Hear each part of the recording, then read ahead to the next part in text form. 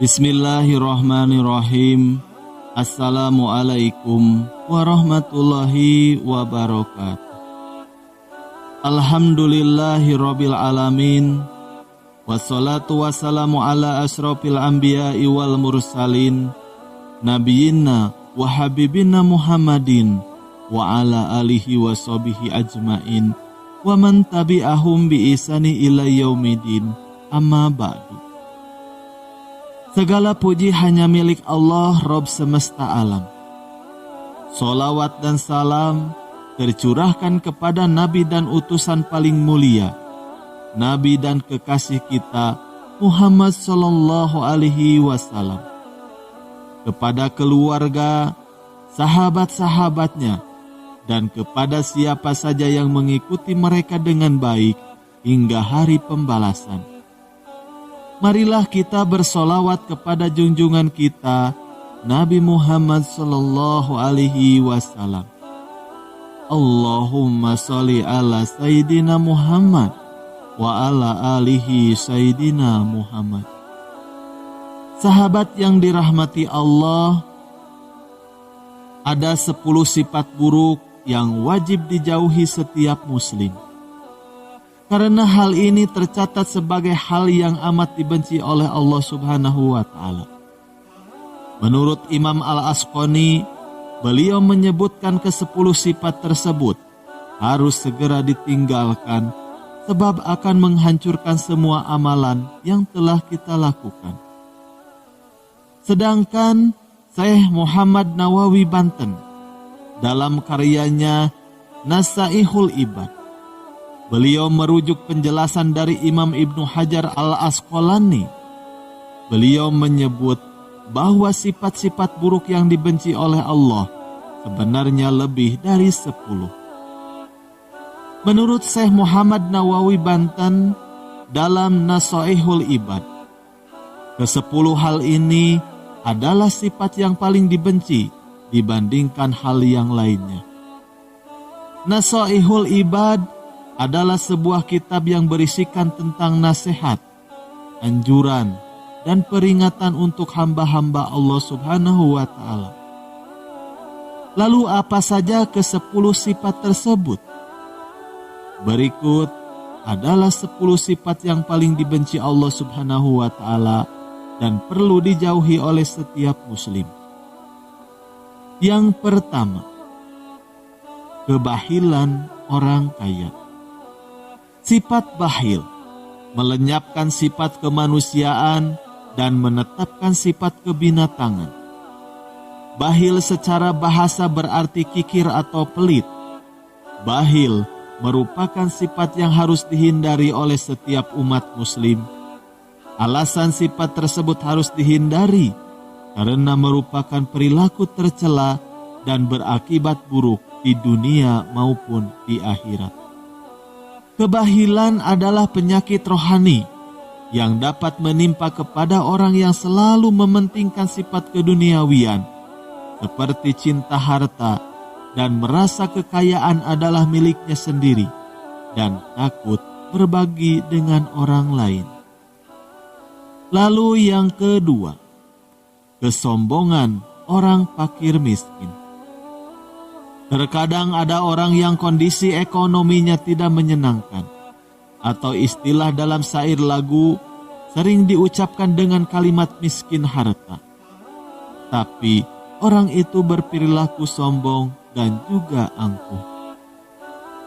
Orang yang miskin harta, lalu sombong, tidak mau beribadah, sombong tidak mau sholat, sombong tidak berpuasa, sombong tidak berdoa, dan sombong dalam berperilaku, maka kelak ia tidak akan disapa oleh Allah Subhanahu wa Ta'ala. Lalu yang ketiga, ketamakan ulama.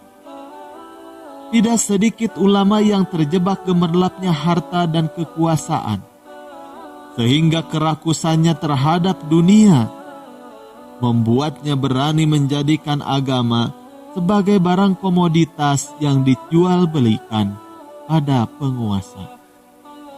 Al-Ghazali membedakan 2 macam ulama. yaitu ulama dunia dan ulama akhirat. Yang pertama adalah ulama buruk atau ulama syuh, yaitu orang yang menggunakan ilmunya untuk bersenang-senang dengan dunia atau untuk memperoleh kedudukan dan juga posisi. Lalu yang kedua adalah ulama yang dimuliakan dalam Islam. Mengenai hal ini, Rasulullah Shallallahu Alaihi Wasallam bersabda, "Celakalah bagi umatku dari ulama buruk yang menjadikan agama ini sebagai komoditas yang mereka jual pada para penguasa mereka di zamannya demi meraup keuntungan untuk diri mereka sendiri. Allah pasti tidak akan menjadikan bisnis mereka memperoleh keuntungan." Hadis riwayat Hakim. Lalu nomor 4, kehilangan rasa malu dari kalangan perempuan. Orang yang tidak memiliki rasa malu, maka tidak ada agama padanya. Siapa saja yang tidak malu di dunia, niscaya ia tidak masuk surga. Hadis riwayat Ad-Dailami.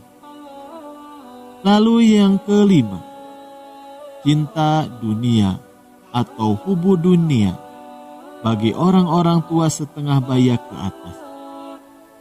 Lalu yang keenam, kemalasan anak-anak muda. Yang ketujuh, kezoliman penguasa. Syekh Nawawi mengatakan, soal kezoliman ini sangat dimurkai oleh Allah Subhanahu wa Ta'ala. Siapa saja yang meridhoi penguasa dengan sesuatu yang membuat Allah murka, niscaya ia telah keluar dari agama Allah. Hadis riwayat Al-Hakim. Yang kedelapan, rasa takut para tentara atau militer dalam menghadapi musuh. Rasa takut adalah kelemahan jiwa yang merintangi tentara untuk berhadapan dengan tentara musuh. Lalu yang kesembilan, sikap ujub ahli zuhud. Siapa saja yang memuji dirinya sendiri atas sebuah amal soleh, maka pujiannya itu salah jalan dan gugurlah pahala amalnya. Hadis riwayat Abu Naim. Lalu yang ke-10, sikap ria para hamba Allah yang ahli ibadah.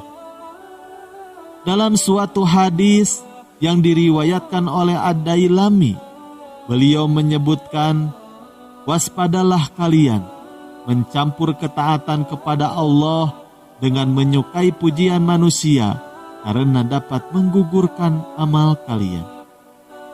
Dalam kitabnya, Syekh Nawawi Banten punya sebuah catatan pengecualian atas pujian orang lain tanpa ia sendiri menyukainya. Sebab hal itu tidak termasuk ke dalam sifat riya. Keterangan ini beliau kutip dari sebuah hadis Imam Muslim yang diriwayatkan dari sahabat Abu Darzat radhiyallahu anhu tentang kisah perihal pertanyaan para sahabat. Bagaimana pendapatmu wahai Rasul tentang seseorang yang berbuat baik dan orang lain memujinya? Rasulullah Shallallahu Alaihi Wasallam menjawab, demikian itu adalah kabar gembira yang cepat bagi orang beriman. Jawab Nabi. Nah, itulah ke-10 sifat buruk yang akan mendatangkan kebencian dari Allah. Maka patut menjadi catatan bagi kita agar masing-masing orang dapat berbuat sesuatu sesuai dengan kapasitasnya. Juga menjauhkan diri dari berbagai sifat tercela. Wallahu a'lam bishawab. Sekian yang bisa kami sampaikan. Wassalamualaikum warahmatullahi wabarakatuh.